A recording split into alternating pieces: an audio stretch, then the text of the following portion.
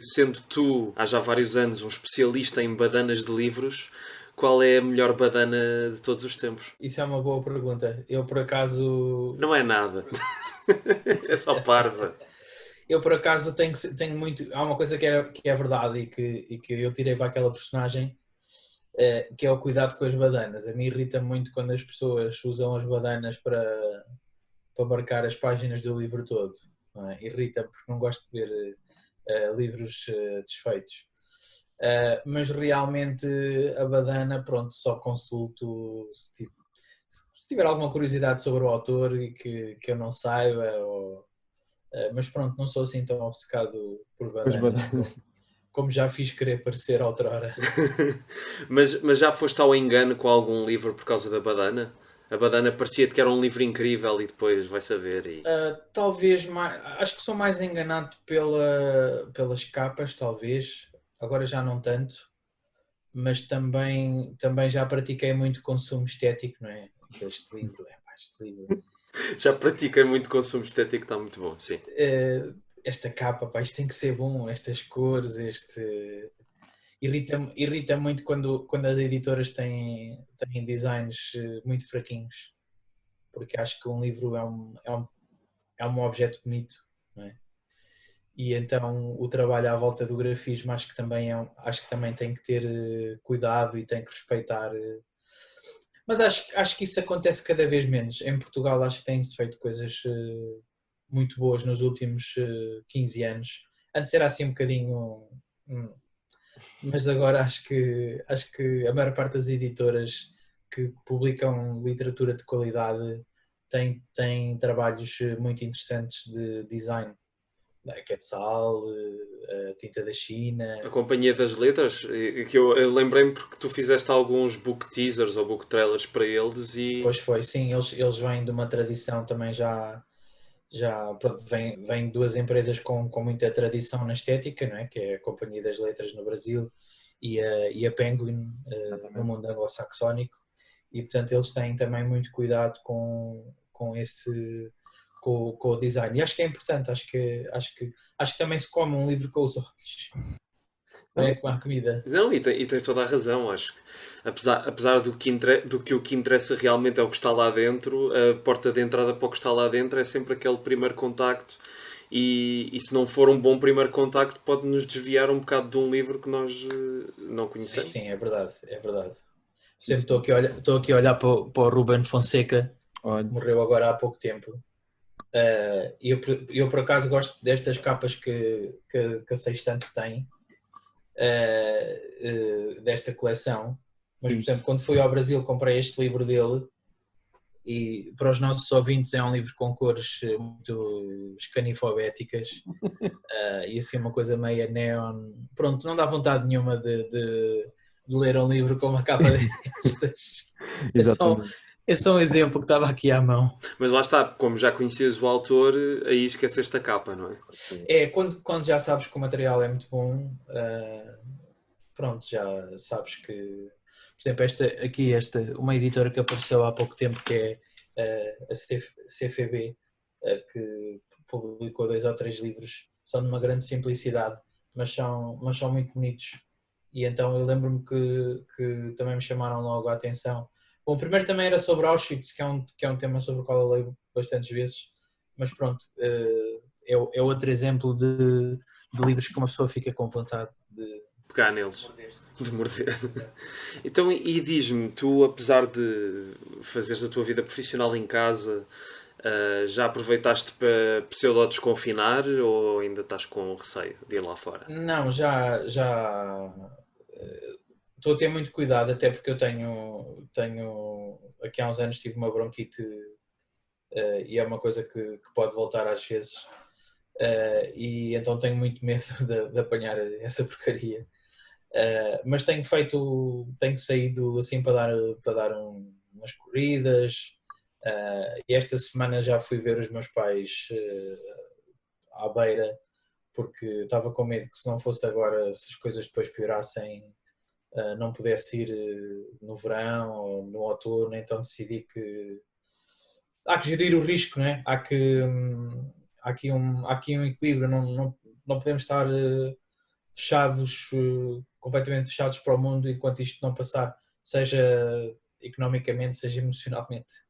Exatamente, E exatamente. então a pouco e pouco já tenho estado mas com muito cuidado, claro, e sem... Não, eu estava-te a perguntar isto porque há uns dias via a tua curta do Mapa Esquisito e tu falavas que tinhas uma certa claustrofobia com grutas e eu lembrei-me de te perguntar se entre estas duas opções, qual é que tu preferias, que era passar a tua quarentena toda dentro de uma gruta, mas depois podes sair quando a quarentena acabar, ou ficar fechado para sempre em casa e nunca poder sair. Epá, isso são duas opções muito claustrofóbicas. Mas se fosse uma gruta, pá, depende do tamanho da gruta. Logo com os pormenores. Epá, por exemplo, se fosse uma gruta em que eu não me conseguisse pôr de pé, aí preferia ficar fechado para sempre em casa, sem dúvida. Podes pôr-te de Ia pé. gostar muito. Eu estava a pensar até podes viver lá dentro, podes circular mais ou menos à vontade, não é uma coisa assim tão fechada. Ok, então é uma prisão no fundo, não é? É uma prisão, um sítio não pode sair da cela. Pois eu acho que ia ter que aceitar, caramba, porque nunca mais poder sair de casa é terrível. E eu nem sou muito de sair, mas gosto de sair pelo menos uma vez por dia. Agora aprendi nas últimas 2, 3 semanas, desde que começámos a desconfinar, comprei um skate e estou a aprender a andar de skate. É a minha crise dos 40 anos, em vez do Porsche, o skate. É mais saudável e muito mais económico. Também... Epá, tive um sonho nas primeiras semanas de quarentena, pá, em que estava a andar de skate e estava a curtir bué. Pá, foi só isto e depois decidi que vou comprar um skate. Pronto, já consigo andar um bocadinho, está-me a saber bem, estou a gostar. É estranho porque nunca fui muito de desporto, nem de atividades ao ar livre. Agora também sou pai e então de certa forma sou obrigado a ir mais para a rua. E então pensei, é isso, vou comprar um skate. Mas também vais de camisa a andar de skate? Também. Ponho uns ténis fixe. Depois um cap ao contrário, não? Ou isso é muito anos 90 já? Não, sim, às vezes. Ponho um cap, às vezes para a frente, às vezes ao contrário, até porque costuma estar sol.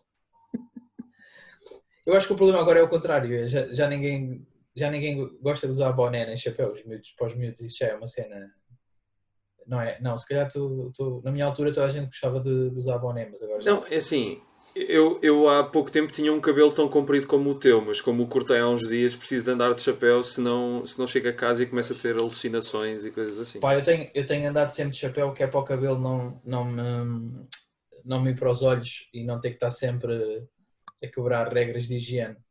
Porque, pronto, basicamente estou à espera de umas gravações, que é a segunda temporada das Três Mulheres, que eram para começar já agora em junho, mas que estão, infelizmente, adiadas por tempo indeterminado.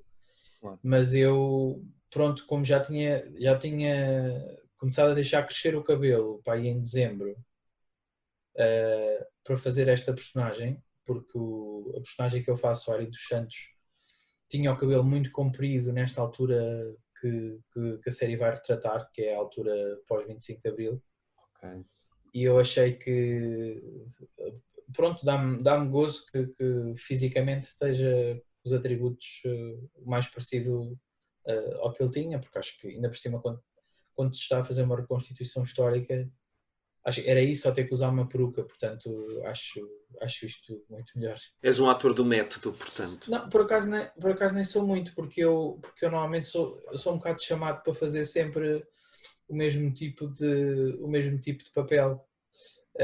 Não é que eu não gostasse de fazer outro tipo de coisas, mas como não me chamam também não posso trabalhar muito o método. Mas espera aí, mas o mesmo tipo de papel porquê? Por causa da tua forma física? Isso e também o lado de comédia, não é? Sim. De comédia física, comédia de expressão, porque é um trabalho, pronto, que eu tenho feito mais, e então é normal que as pessoas depois também Começa-me a Conheço. chamar mais por causa disso. Mas pode ser que qualquer dia faça aí uma coisa mais dramática. Um Shakespeare, um Rei Qualquer Lear. coisa, ou mais contemporâneo, mas assim mais pesado. Não me importava também. Pronto, fica aqui o repto. E já agora, eu ontem estava a ouvir a conversa que tu tiveste com o José Paiva e com o Francisco Correia. Sim. E estavas a dizer que estavas a aproveitar esta altura também para montar a tua primeira longa-metragem. E eu não percebi se teria algo a ver com aquela curta que ainda não saiu, ou se será a curta que se tornou em longa, do Soldado Nobre, ou é outra coisa. É isso mesmo. Aquilo que era inicialmente uma curta transformou-se em longa. Pronto, eu comecei o projeto sozinho, mas depois, entretanto, tive o apoio de uma produtora fundada pela realizadora Susana Sousa Dias, que é a Quintop, e eles ajudaram-me um bocadinho a desenvolver melhor o projeto, porque gostaram muito da ideia, e então transformámos aquilo numa longa, e o ano passado concorremos ao concurso de finalização do ICA e ganhámos. Portanto, fizemos mais filmagens no ano passado e agora estamos em fase de montagem final. Portanto, tenho aqui na mesa uma versão com 1h20, sensivelmente, que vamos agora com a equipa que me acompanha lá na produtora, vamos olhar melhor para isto, o que é que faz sentido, o que é que não faz. Portanto, vou pedir a ajuda deles e vamos fazer, pronto, vamos tentar acabar com um filme pai de 1h e pouco, uma longa que não seja muito comprida, mas que seja, que seja forte, que tenha força.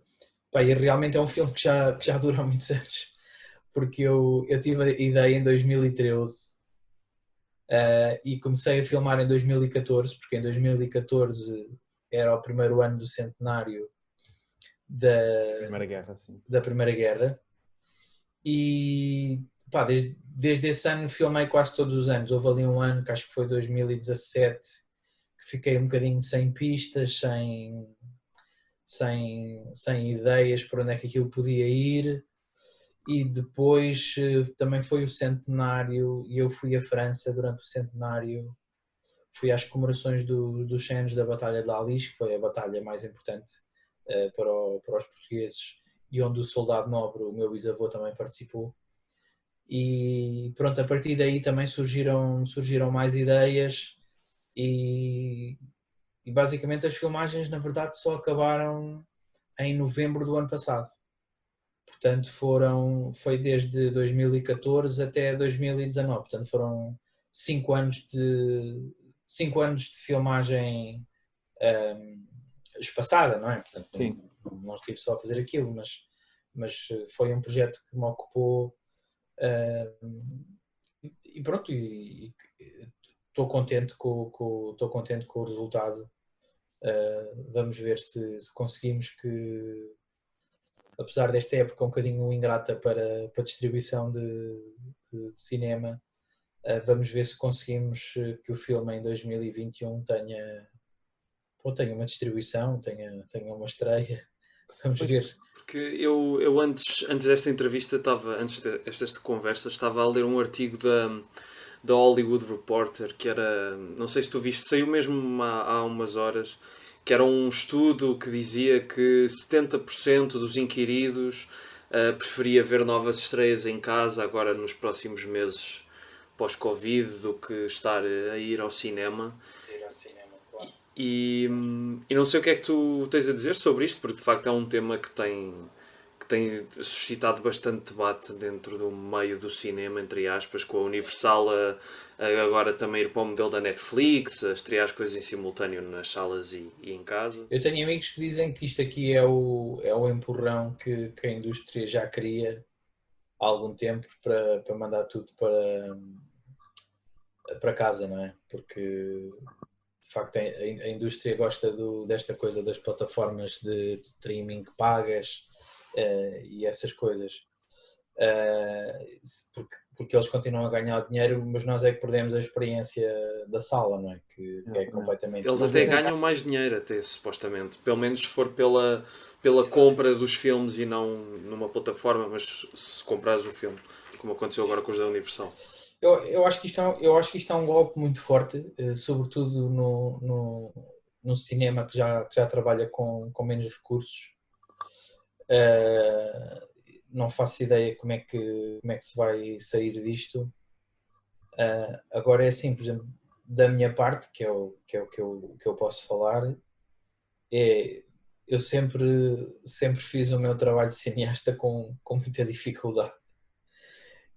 E com poucos recursos, e eu realmente gostava que gradualmente deixasse de ser assim,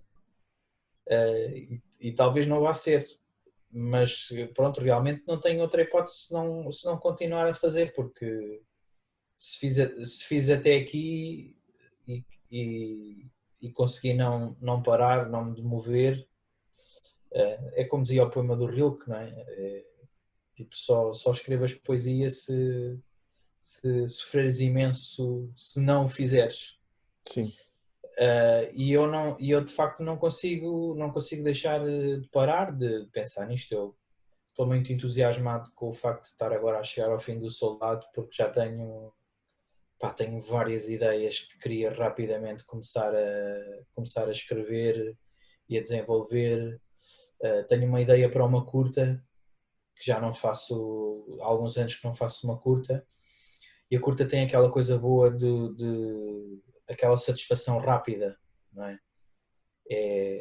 Não demora tanto tempo como uma longa, não é? E esta aqui é mesmo curtinha, são tipo 20 ou 30 planos, poucas frases, mas é aquela coisa de veres assim um objeto a nascer. E eu acho que as curtas para o cineasta que tem um lado plástico no seu trabalho, não é? Que gosta de tratar a obra como se fosse um objeto de arte plástica, é muito bom ir fazendo coisas pequenas, não é? Portanto, pego nisto, tal, moldo, como ao bar, tal, pronto, este já está. Agora já vou pensar outra vez na peça grande, não é? Mas agora, entretanto, fiz aqui uma, gostei, foi bonito, tiro ideias, serve para pensar as outras coisas que estou a fazer. É quase como um exercício, não é? Sim. Os pintores falam muito nisso. Uma vez tive uma aula com o João Queiroz, no Arco, e ele falava muito nisso, nos exercícios. Ele dizia que a idade dele ainda faz muitos exercícios, que é, vai para a rua e agora só desenha o vermelho, onde houver vermelho, por exemplo. E eu vejo as curtas um bocadinho É uma nesse forma aspecto. também de não deixar, no caso do João Queiroz, é mesmo a forma de não deixar a prática morrer também de qualquer forma, ou o estímulo contínuo, não é? Sim. E esta relação entre ideia e produto acabado, que no caso de muitas artes plásticas é bastante mais rápido, não é? Fazer um desenho entre a ideia e o desenho estar pronto, e que no caso do cinema é tão mais lento. Pois. É? Entre a ideia para um pequeno filme, mesmo no caso de um pequeno filme, entre a ideia do pequeno filme e o filme estar acabado, passam meses no mínimo, nunca passa nem um dia, nem... Exatamente. Isso para o Rilke, os poemas já deveriam ser com essa intensidade, então quando um filme acaba também quase por tirar a alma à pessoa, porque suga tanto da vida da pessoa, não é? Quando a pessoa está a fazer o filme. Sim. Pois. Eu nunca sinto muito isso, mas também tem a ver com o facto de eu ir fazendo os meus filmes ao longo do tempo, nunca é tipo, não é tipo 6 semanas tenho que fazer tudo, mas é muito dura a mesma, porque mas realmente tem esta satisfação de ser de ser o nosso trabalho e ser uma coisa que nós estamos, mas pronto, é difícil a montagem de uma longa, então é mesmo complicado, porque é ali um trabalho de corte e costura e de estar sempre a ver a coisa em diferentes níveis, não é? Sim. temos que editar o filme todo ao nível dos cortes pequeninos e depois temos que editar o filme todo ao nível de conjuntos de planos. Este conjunto de plano funciona, este conjunto de plano não funciona, este conjunto de plano está assim. E depois ainda há outra estrutura, não é? Que é como é que aqui o início do filme está a funcionar.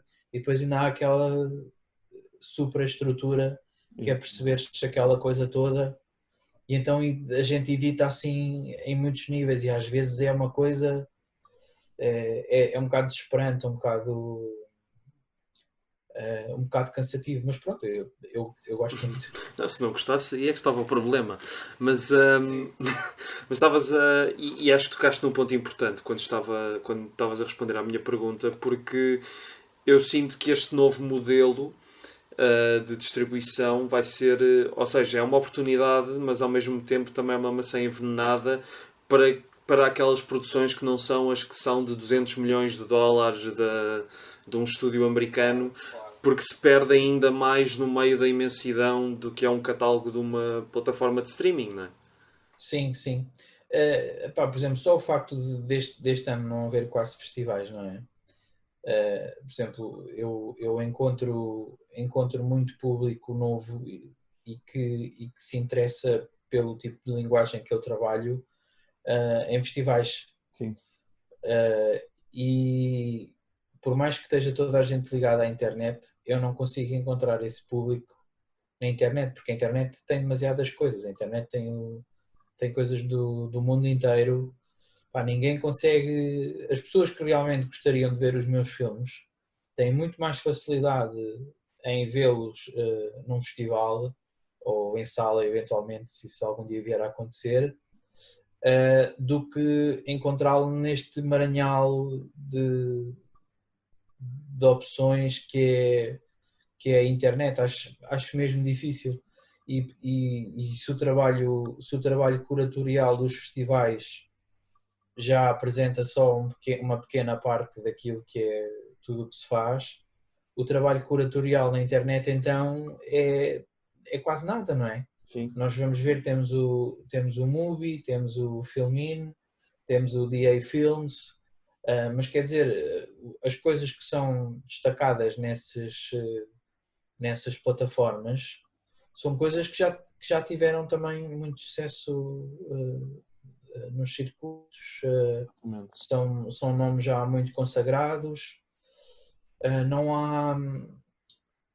há aquela cena. Por exemplo, eu quando cresci na Guarda nos anos 80, 90, nós sem internet conseguíamos de alguma forma descobrir quase todas as bandas de hardcore que havia no país. Faziam-se umas jeans, umas fotocópias, a malta trocava cartas, a malta vinha aqui a uma loja a Lisboa e levava flyers desta banda, disto. Conseguíamos ali, porque andávamos assim à procura de uma coisa muito específica. É capaz de haver nichos de culturais, ou se calhar chamemos de subcultura, underground, que conseguem movimentar-se desta forma e filtrar aquilo que lhes interessa. Aquilo que eu tenho para oferecer do ponto de vista de produção cinematográfica não vai encontrar espectadores desta forma, porque ninguém anda à procura quem anda à procura do meu trabalho não tem nenhuma forma de filtrar quem eventualmente se pode interessar, não é? Não tem nenhuma forma de filtrar isso, ou seja, ou apanham nos festivais ou nas salas de cinema, ou na internet é quase impossível. Até porque a gente em casa consome coisas muito mais convencionais do que nos festivais, não é? Mesmo que sejam boas, o Netflix tem boas séries, a HBO tem boas séries, e eu também vejo muito, eu gosto muito de ver isso tudo, mas o consumo em casa é mais conservador do que quando vamos a um festival de cinema. Porque no festival tu sentes essa necessidade de te aventurares em coisas que não conheces, não é? E em casa... Exatamente. É uma das coisas boas do Indie Lisboa, do Doc Lisboa, do Porto Pós-Doc, de imensos festivais bons que temos cá em Portugal, é ir à descoberta. E é nesse processo de descoberta que eu também tenho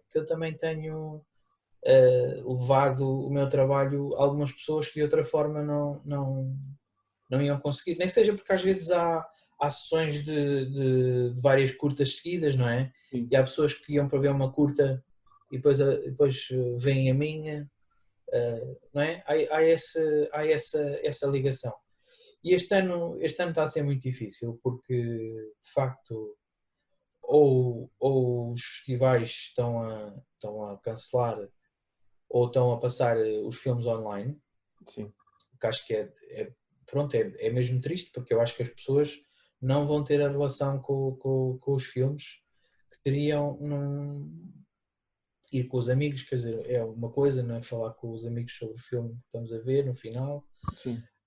E depois vamos ter uma enchente de filmes em 2021, que é os filmes todos que não conseguiram sair este ano, e que vão encher, e pronto, a minha longa também em princípio vai sofrer um bocadinho disso, ou seja, se é difícil fazer com que o nosso trabalho chegue aos festivais e ao circuito, em 2021 eu imagino que vai ser ainda mais difícil, mas pronto, tenho esperança que consigamos. E é uma coisa que eu por acaso não entendo, e já falei com várias pessoas sobre isto, mas nunca percebi. Eu sei que é muito bom, o streaming dá de facto a hipótese, como a Netflix, de um filme estrear ao mesmo tempo em todo o lado e etc e tal.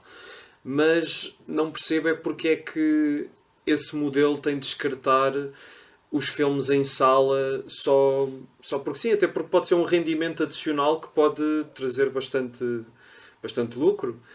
E além dessa tal experiência comunitária que tu estás a dizer, não é? E o facto de no cinema não poderes fazer pausa, não teres ninguém a passar porque estão a aspirar a sala. E não sei, tu achas que isso algum dia irá inevitavelmente perder-se ou não? Aquilo que eu sinto, e eu às tantas também só posso falar como espectador, porque realmente não consigo perceber as tendências, não consigo perceber como é que as pessoas pensam ou como é que se vão comportar. Sim, sim. Mas aquilo que eu sinto há filmes que as pessoas vão sempre querer ver no cinema, o Avengers, o Fast and Furious, até porque as pessoas sentem que estão a ver mais o filme, não é? Sim. Se forem em grupo ao cinema, não é? Os amigos que gostam daquele filme, sobretudo malta entre os 14 e os 20 e tal, que é a grande população do cinema, não é? Sim. Eles sentem que estão a ver mais o filme se forem em grupo ao cinema do que estar a vê-lo em casa. Portanto, se tiverem dinheiro, se tiverem possibilidades económicas, em princípio vão fazê-lo. Aliás, eu, por exemplo, que sou muito eclético a nível de gosto, gosto de ir ver os filmes com o IMAX, por exemplo. Já fui ver o Homem-Aranha, fui ver o que é que eu fui ver mais este ano? Já fui ver várias coisas ao IMAX e com 3D porque gosto desse lado também muito tecnológico do cinema e da ação e de movimento. Adorei ver o 1917 no IMAX, achei uma experiência de cinema incrível. Eu no início estava um bocadinho cético do 3D, mas depois quando vi aquele filme do Scorsese, a invenção do Hugo em 3D, percebi que afinal o 3D também serve para criar efeito dramático. Sim, sim. Há uma cena incrível no Hugo, que é o Sacha Baron Cohen está a berrar com o miúdo, com o Hugo. Lembro-me vagamente, sim, eu lembro. E então há um campo contra campo. Aparece o miúdo assim com ar assustado e o Sacha Baron Cohen assim a cair para cima dele. E sempre que o plano sai do miúdo para o Sacha Baron Cohen, o efeito 3D da cara dele está mais forte. Sim, sim. Ou seja, o plano é sempre o mesmo, mas é como se a primeira vez ele está assim só com a cara, a segunda já está assim e a terceira já está muito mais assustador. Sim, e tu sentes esse efeito, sim, sim. E foi muito interessante ter acontecido nesse filme, porque de certa forma é um filme sobre a invenção do cinema, não é? Exatamente. Sobre o Méliès. E, e o Scorsese faz nesse filme uma espécie de invenção do 3D enquanto arte de construção dramática, que eu acho que tem sido até um bocadinho menosprezado, porque os realizadores têm usado o 3D mais para efeito visual bombástico, Sim, sim. não é? De espalhafatoso. No entanto, o Scorsese fez coisas muito giras nesse filme que mostram que também há uma subtileza no 3D. E pronto, eu gosto de ver estes filmes e eu acho que esses filmes vão continuar a existir em sala. Os filmes dos Oscars acho que também vão continuar a existir em sala porque têm uma promoção brutal. Acho que os festivais de cinema independente também vão continuar a existir porque têm uma vida própria, não é? Sim, Sim, sim, sim. E o público até dos festivais, né, até é muito diferente do público que vai ao cinema. Exatamente. E depois vamos ter salas de nicho, não é? Como o Cinema Ideal ou como o Nimas. Epá, eu acho que tudo o resto vai começar, tudo o que está no meio é que tem uma tendência para desaparecer. Aliás, se calhar até já desapareceu, não é? Porque se nós virmos os cinemas que existem hoje, só quase passam este tipo de filmes. Eu quando vim para Lisboa há 20 anos atrás, havia se calhar duas ou três vezes mais salas de cinema do que havia hoje. Eu lembro-me que na altura até era uma dor de cabeça tu escolheres onde é que ias ver um filme porque havia tantas hipóteses, não é? sim. Epá, havia o Mundial, havia aquele ali em Roma, perto da Rotunda de Entre Campos, agora não estou a lembrar o nome. Da Rotunda entre Campos? Sim, entre a Rotunda de Entre Campos e a Avenida de Roma. Era já não me O consigo lembrar. quarteto? Se calhar era o Quarteto. Tinha, que era multiplex, tinha 4 salas. Exatamente, o Quarteto. Vi lá o Cubo, vi lá imensa coisa. Epá, havia imensos cinemas naquela altura. Sim. Ainda estava o King. Ainda Pá, apanhaste. Né? sim, sim. Pá, havia muitas salas ainda. E epá, essas coisas foram desaparecendo. Porque a gente fala quando é que o cinema vai morrer. Eu acho que há um cinema que já morreu, não é? Sim, Epá, e porque as pessoas vão hoje muito menos ao cinema do que iam. Há filmes que fazem mais dinheiro, não é? Mas de facto há outros que desapareceram. Pronto, eu nem gosto de falar nestas coisas porque eu não gosto de me pôr a analisar o que é que pode acontecer, o que é que vai acontecer. Não, foi só mesmo para saber a tua opinião, não Sim, era? sim, sim, sim. É só no sentido que tenho sempre medo de dizer disparates, até porque não passo tempo que chega a pensar sobre o assunto para ter uma opinião realmente informada. E o que eu acho é que, por exemplo, os filmes de autor, cinema independente, têm a vida cada vez mais ameaçada, porque apesar de terem os festivais, não é? Pá, as pessoas não podem andar a vida toda a estrear só em festivais, não é? exatamente. Pá, se os autores depois não têm estreias em sala, é muito complicado. É muito complicado, não é? E por isso é que em Portugal há tão pouca gente a conseguir viver do cinema, porque realmente os únicos cineastas que conseguem fazer isto são cineastas que já têm muita força e que conseguem ganhar concursos públicos, até porque depois o ICA não tem dinheiro para toda a gente que quer fazer cinema, é normal, os recursos são limitados. Mesmo que eles dessem 3 a 4 vezes mais dinheiro do que aquilo que dão, ia continuar a ficar muita gente fora. Portanto, a falta de possibilidades de distribuição vai ser sempre um drama, não é? Exatamente.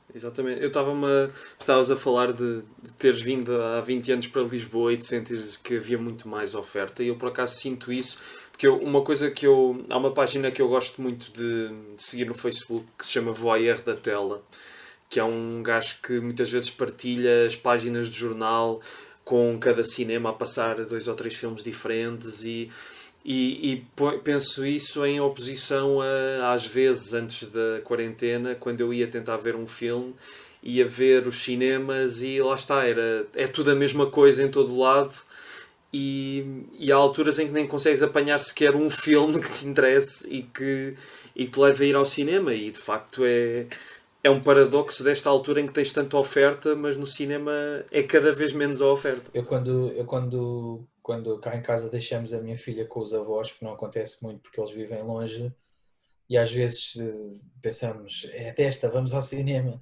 E depois às vezes olho para o que está em sala e é uma completa desilusão. Aqueles cinemas como o Corte Inglês ou o Colombo conseguem ter 20 filmes, e não me apetece ver.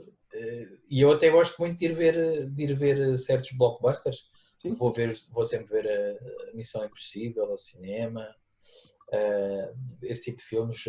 Gosto desse tipo de franchises. Não, claro, eu também. Mas às vezes são coisas mesmo que não dá vontade nenhuma de ir ver, e é sempre uma desilusão quando é assim, sobretudo para mim que não tenho muitas oportunidades de ir ao cinema. Sim. E nesta altura, e já como tu acabaste mesmo agora de dizer que já não tens tantas oportunidades de ir ao cinema, portanto antes da quarentena isso já era assim, mas o que é que tens aproveitado para ver além dos Sopranos nestes últimos dias? Olha, ontem vimos um filme brasileiro que é o Bacurau. Okay. Não sei se já não cheguei a ver, era para ter visto no Motel X, mas aquilo esgotou logo na altura. Ok, pronto. Eu vi o Bacurau e é muito, muito fora. Fiquei assim um bocadinho sem saber o que pensar do filme, mas até porque não tem nada a ver com os outros filmes do Kleber Mendonça Filho, que era o Som ao Redor e o Aquários. Exatamente. Que são filmes que eu gostei imenso. Este aqui não posso dizer que tenha gostado tanto como os outros, mas é um filme muito, muito particular. Acho que deve ser visto. Também vi um filme do ano passado que é o Leave No Trace, agora não me lembro do nome do realizador, que é assim também um bocadinho naquela onda do indie bucólico norte-americano. A atriz é a mesma do Jojo Rabbit. Ok. Faz aquela miúda que está escondida no sótão. Sim. Não me lembro do nome dela, mas ela é incrível. Gostei imenso dela.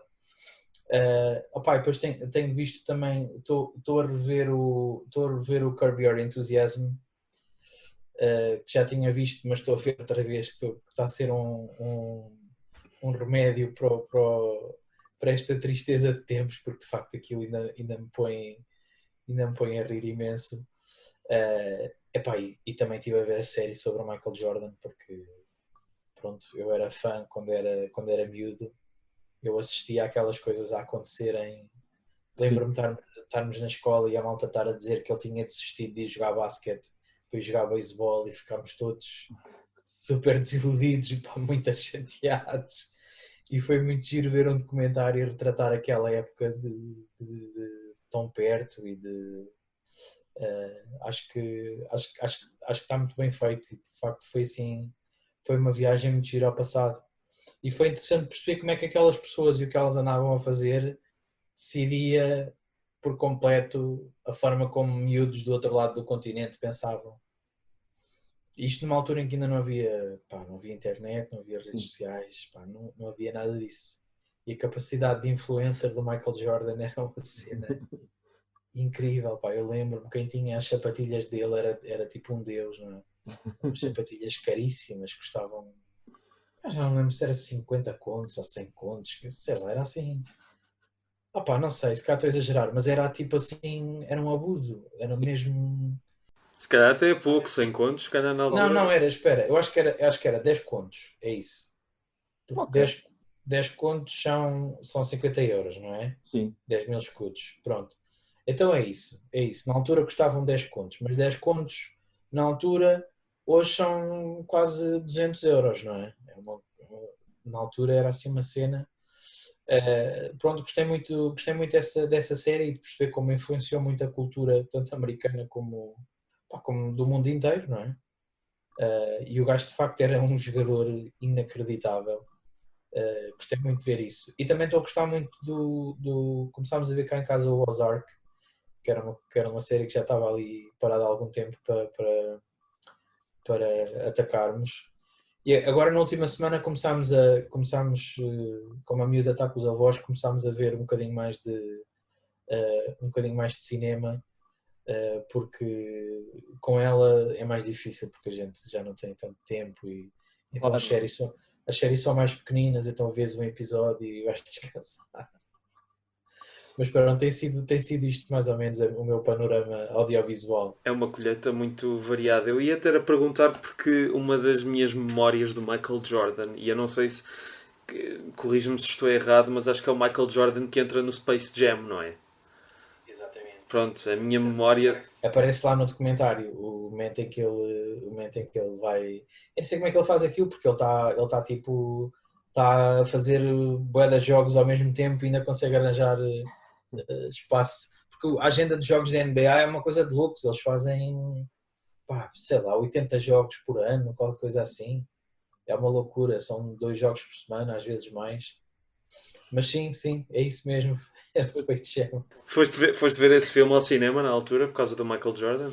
Não, por acaso não fui. Não fui porque eu acho que não passou lá na Guarda.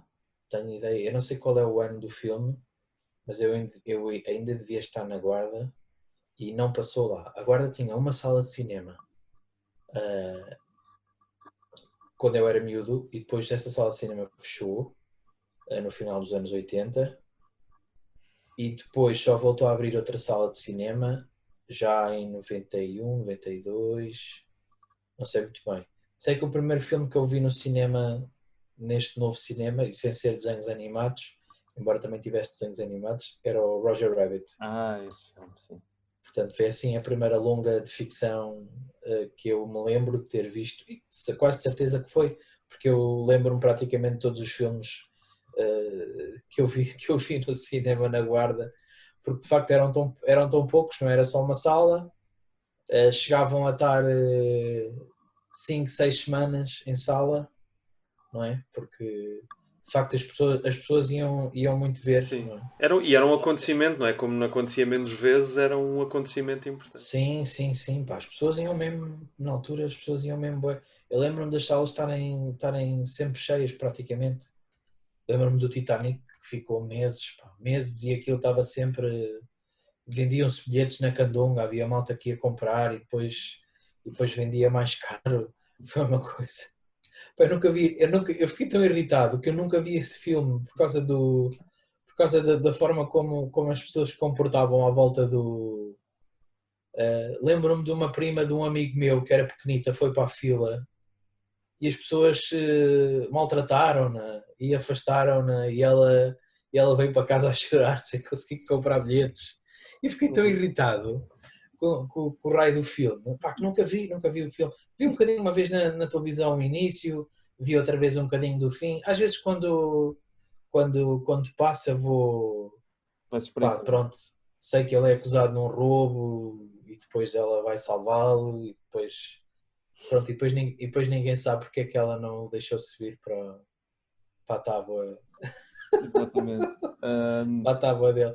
Acho que o Cameron já se passou da cabeça várias vezes com os fãs que lhe perguntam isso. Acho que já bateu com a mão na mesa e disse: já chega, nunca vi, ponto final. Mas sabes que eu e o Titanic é um pouco diferente a memória, porque eu infelizmente vi-o várias vezes. Não é que o filme seja mau, pelo contrário, mas vi-o várias vezes porque tenho duas irmãs mais velhas e nos anos ainda da VHS tínhamos a cassete. Estavam sempre a ver o filme e eu só gostava de uma. Eu nunca levava o filme a sério, não é? Porque era uma criancinha e romances não era bem aquilo que eu queria ver com 6 7 8 anos. E só gostava da parte mais para o fim, spoiler, em quando o barco está a afundar-se e estão os violinistas ainda a tocar até ao fim. Isso eu achava genuinamente bonito, mas nunca consegui levar esse filme a Eu sério. lembro-me de uns amigos meus estarem a discutir sobre uns a falarem sobre o filme e estava uma a dizer não falem, não falem, não falem do filme que eu ainda não fui ver. E às tantas um amigo meu diz-lhe assim, ó Marta, pronto, o barco afunda, ok? O barco afunda.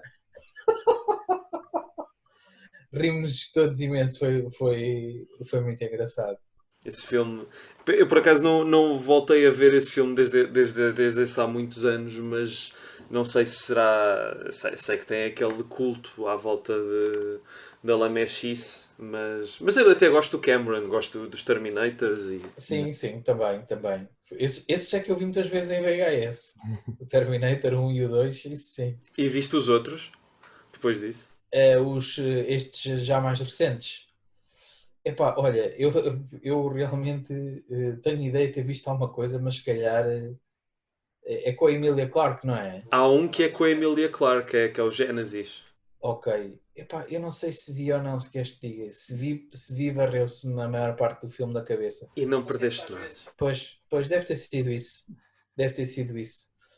Sabes que há filmes que às vezes nos aparecem da cabeça assim no instante e eu tipo nem me lembro de ter visto. Pá, às tantas também já tens muita informação e começas a deitar alguma fora, não é? Claro, é óbvio, isso E acontece. pá, quando um filme seja completamente banal, não é? Pá, acontece isso, não há nada que te marca, pronto. Epá, é como a gente que vê séries, não é? A maior parte dos episódios das séries a gente deita fora. Não é? A gente só guarda aqueles momentos especiais. Por Exatamente. exemplo, agora estar a rever os Sopranos, de facto, lembrava-me de muita coisa, não é? Pá, mas também não me lembrava de muita coisa importante que eu fico assim, não me lembrava disto, isto aqui não me lembrava disto. É isso, a gente vai deitando fora. Como estavas a falar isso de haver filmes que te esqueces porque são banais, isso acontece obviamente. Há outros que ficam e na tua curta tu falas do Barton Fink, que também é um filme que me deixou completamente perplexo quando o vi pela primeira vez, ainda não o voltei a ver. E do que é que te lembras dessa primeira experiência de veres o filme? Olha, eu vi o filme na RTP2. Deve ter sido passado poucos anos dele ter saído, porque o filme acho que é de 93 Para aí, sim, para aí. e eu acho que devíamos estar em 94 quando o filme passou cá em Portugal. Era uma altura que a RTP2 passava muito cinema assim de qualidade à noite e muito cinema que chegava cá era realmente através da RTP2. E o que eu me lembro de pensar quando vi o filme foi há outro cinema, há outra forma de fazer cinema. E portanto aquilo não era ação, não era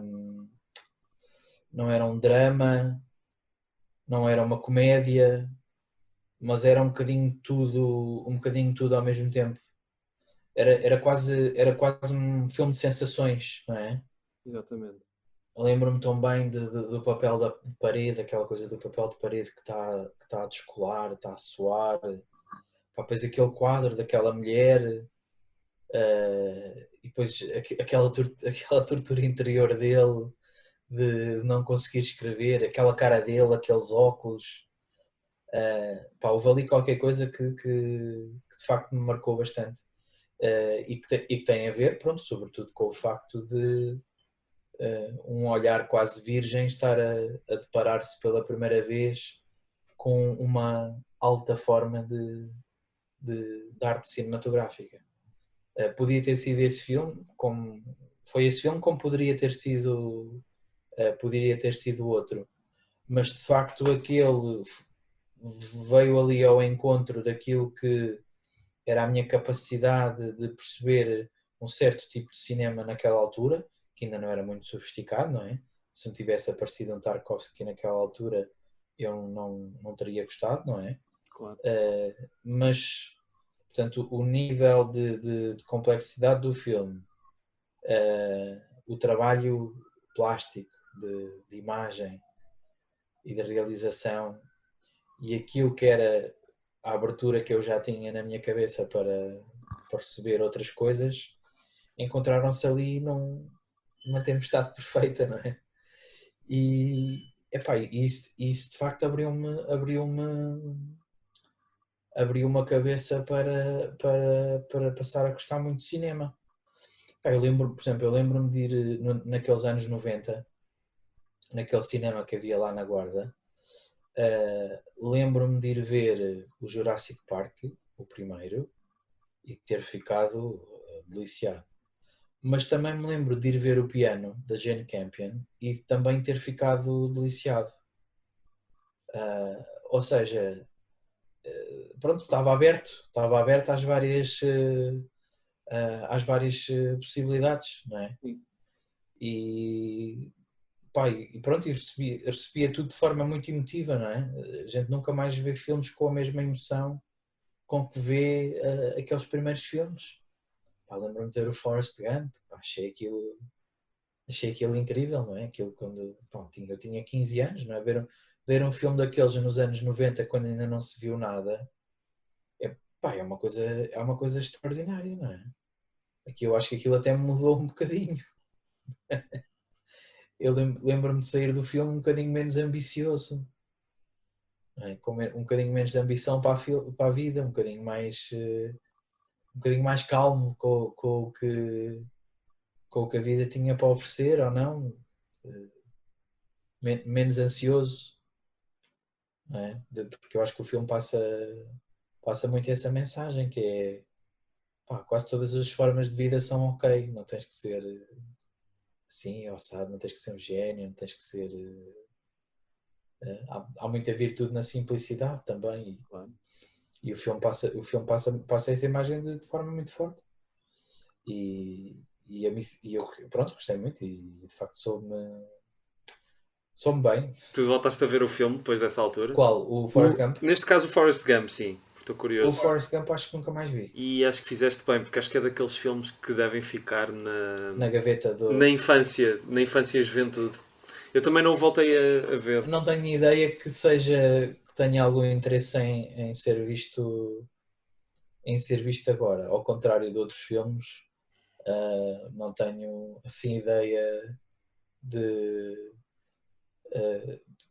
pronto, é isso que tu dizes, depois pode estragar um bocadinho a nossa primeira percepção, não é? Claro, exatamente. Mas também há aqueles filmes que não são assim extraordinários, mas nós vimos numa altura particular, que nos marcaram muito e depois marcam para sempre, não é? Depois sempre que revês, tens isso. Sim, dá aquele quentinho. A maior parte dos filmes que eu vi nessa altura, pá, ainda hoje quando vejo, adoro o Roger Rabbit, o Regresso ao Futuro, sei lá, são filmes, o Indiana Jones, pá, o Indiana Jones para mim ainda hoje é uma cena incrível. É mesmo. Porque, pá, ainda por cima é revisitar as sensações que eu tive quando vi aquilo, quando era miúdo. E há filmes que de facto, se não vês numa determinada altura, epá, já é difícil entrar. Eu, por exemplo, eu tenho esse problema com o Blade Runner. Eu vi o Blade Runner muito tarde, já muito tarde. Nem vou dizer quando, porque até tenho vergonha. E então já não... Pá, aquilo eu tinha que ter visto aquilo na altura, quando saiu, sabes? Quando era mais novo. Não sei. Permite-me discordar com a Ok, educação. mas para mim teria que ser. Acho que teria funcionado, ter-me de certeza marcado como marcou muita gente da minha geração que o viu mais novo. Eu sinto se calhar a mesma coisa, mas é com os filmes do Star Wars, porque como eu não os vi em miúdo e não cresci com aquele imaginário, chega a adulto e também não me dizem grande coisa. Pois, eu também tenho esse problema com o Star Wars. Eu houve uma vez que me obriguei a ver os filmes todos de seguida para não andar assim também a picar na televisão.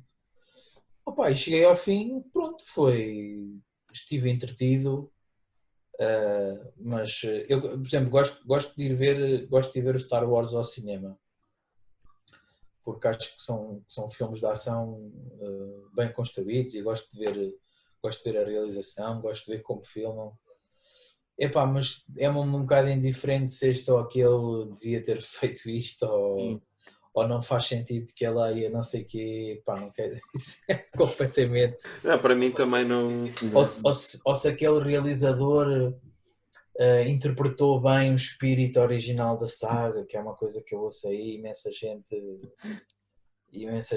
a falar sobre isso. Eu até houve um dos últimos Star Wars que fiquei com curiosidade de ver porque toda a gente estava a dizer mal porque não era como os outros Star Wars e não cumpria essas regras da saga. É isso. Eu apanho isso muitas vezes no Instagram do Marco porque ele gosta, mas depois diz assim, já estão aqui nestes todos a falar mal e não sei o quê, e a dizer que não sei o quê, mas eu não acho nada disso. Pronto, então eu no post dele descubro o que é que o que é que as pessoas andam a dizer, o que é que ele disse, o que é que dizem as pessoas que gostam e as que não gostam, mas de facto também me passou ao lado esse fenómeno. Olha, e falando de livros, porque também uma referência que eu encontrei nas tuas curtas que é constante é do Patrick Modiano. E eu gostava de perguntar honestamente porque é que esse autor te diz tanto, porque eu já li vários livros dele e ainda não me bateu. Pois, o Modiano tem este problema de uma grande falta de consenso. Porque as pessoas com quem eu falo que leram ou gostam muito ou não gostam mesmo nada. Eu estou lá no meio, eu não sou tanto extremismo, estou lá no meio, gosto, mas não percebo a... É-te indiferente, não é? Não é questão de ser indiferente, eu li os livros e acho que são bons livros, mas não tive uma epifania a lê-los, não me tocaram particularmente, pronto. Pois. Eu apanhei o Patrick Modiano a seguir a ter percorrido assim a parte mais importante da bibliografia do Zé Balde e portanto eles têm algumas coisas em comum. Portanto é um bocadinho uma literatura virada para estas questões das memórias do pós-guerra. E como é um tema de trabalho que me interessa muito, à partida tudo o que seja literatura, ensaio sobre esta questão da memória da Segunda Guerra interessa-me bastante. E de facto houve alguns livros do Modiano e a forma como ele instala esta ameaça omnipresente da Segunda Guerra, seja em forma de memória, seja em forma do que está a acontecer às personagens ou do que está para vir a acontecer, acho que é muito interessante a forma como ele faz essa ligação. E depois acho que ele tem um lado de detetivesco mistério, mas em que o criminoso é a história do século XX da Europa. E eu gosto daquele tom que ele encontra para descrever isso. E gosto da forma como as personagens dele se mexem, sempre à procura delas próprias. Há ali uma melancolia qualquer que me toca particularmente. Mas pronto, lá está, eu percebo o que estás a dizer porque conheço pessoas que também são grandes leitores e que de facto também não vão nada à bola com o Modiano. Por exemplo, o Carlos Vaz Marques não gosta nada. Tenho outros amigos que também não gostam nada. Mas pronto, felizmente tenho alguns que gostam bastante e com quem posso falar às vezes. Olha, por exemplo, o José Mário Silva gosta muito do Modiano. Aliás, eu acho que até falámos do Modiano quando eu fui ao podcast dele e da Inês Bernardo, do Biblioteca de Bolso, porque falámos também sobre estas questões de como é que ele trabalha a Segunda Guerra. E o Dora Bruder, que é esta história pequena que é meio ficção, meio ensaio, sobre uma judia que desapareceu em plena ocupação de Paris, que é uma história que eu acho particularmente bonita e comovente, e que me inspirou também. Ou seja, há um lado formal no Modiano que também me inspira um bocadinho para o meu trabalho, assim como o Zé Val também inspira, como o Stefan Zweig também inspira. E portanto acho que é um bocadinho por aí a minha relação com ele. Tem a ver com a temática, tem a ver com a forma também, tem a ver com certo ambiente, com certo tom que ele cria. Pronto, é isso. Não, mas eu gosto aliás, é isso que é bonito na cultura, é cada um poder ter a sua opinião e de facto perceber, porque também pode ser uma falha da minha parte, porque ao contrário dos teus amigos eu não sou assim um grande leitor, mas já li algumas coisas e de facto li 2 ou 3 livros dele e considero que têm qualidades, mas não foram livros que ficaram próximos do meu coração. Eu sei que isto é muito piroso de se dizer, mas e talvez, se calhar, não sei, se calhar com outro livro eu consiga aproximar-me mais. Não sei se recomendas algo em especial. Tu leste o Dora Bruder, não? Não li.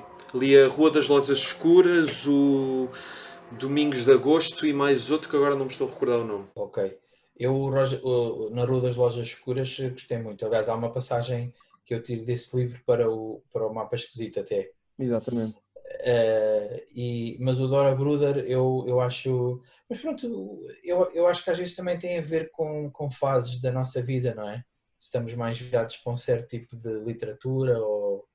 A mim acontece-me pegar em autores que são muito bons em alturas que de facto em alturas que não faz sentido, então a coisa não funciona tão bem e depois é preciso voltar mais tarde. Mas pronto, é aquela coisa, há tanta coisa para ler, não é? Não vale a pena também chorar pelo livro não lido. É mesmo, eu acho que é mesmo, não vale a pena. Eu por acaso ainda não tive essa experiência, mas já me aconteceu muitas vezes com filmes e é por isso que te fiz esta pergunta do Modiano, que é ter visto um filme e ter gostado moderadamente, mas não ter ficado por aí além e anos depois voltar a descobrir o filme e ver um filme completamente novo e de facto me apaixona. E não sei, talvez um dia isso possa acontecer com o Modiano, não sei. Mas lá está, depende das fases e depende do teu estado de espírito e depende de tanta coisa. Claro. A mim também me acontece isso com os filmes às vezes. O Lost in Translation, por exemplo, a primeira vez que vi, aborreceu-me de morte. E só quando o vi uns anos mais tarde é que eu percebi que era um grande filme. E já me aconteceu com outros filmes, agora não me consigo lembrar, mas já aconteceu, sim. E com livros, lembras-te de algo em especial que isso tenha acontecido? Lembro-me de pegar em livros que percebi que tinha que ser para mais tarde. O Günter Grass, por exemplo. A primeira vez que tentei ler tinha 18 anos e aquilo percebi, pronto, isto não é para agora. Entretanto já li mais tarde e já me fez mais sentido, embora de facto não seja dos meus autores preferidos, porque acho que é muito frio, muito...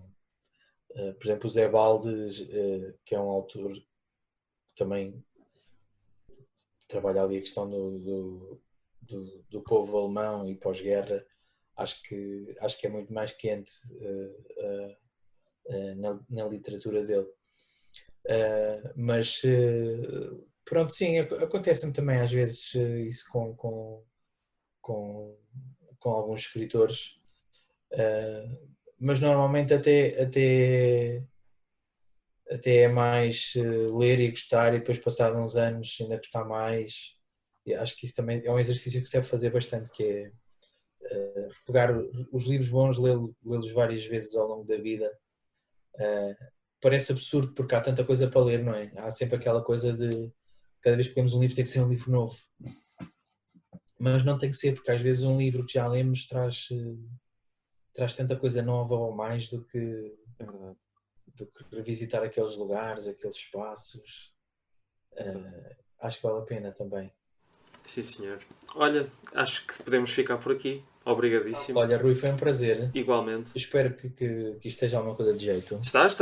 Não te preocupes com isso. Espero que as pessoas gostem, tenham paciência de me ouvir.